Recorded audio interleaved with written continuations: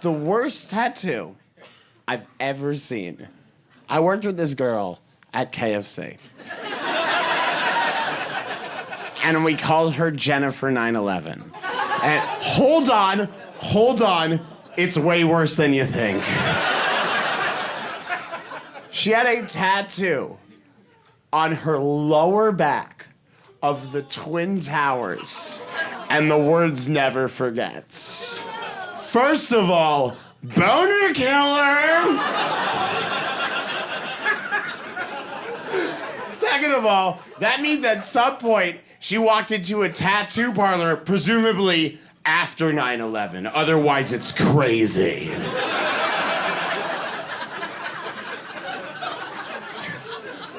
And she went, "I want a permanent reminder of the saddest day in American history."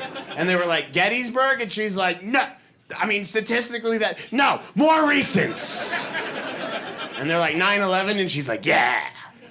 And they're like, "Okay, where do you want it?" She's like, "Should be a reminder." And they're like, "Yeah." And she's like, "Should remind me every day." And they're like, "Okay, where do you want the reminder?" And she's like, "What's the one part of my body you could never see ever unless you had a neck like an owl?" And they're like, "Lower back?" And she's like, "Lower back." But here's why it's really horrifying. Because time isn't always kind to people's lower backs. Yeah. And eventually, her skin is gonna sag. And those Twin Towers are gonna collapse again.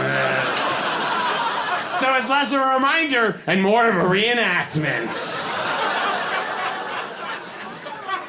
That reaction is going on the album, I don't care.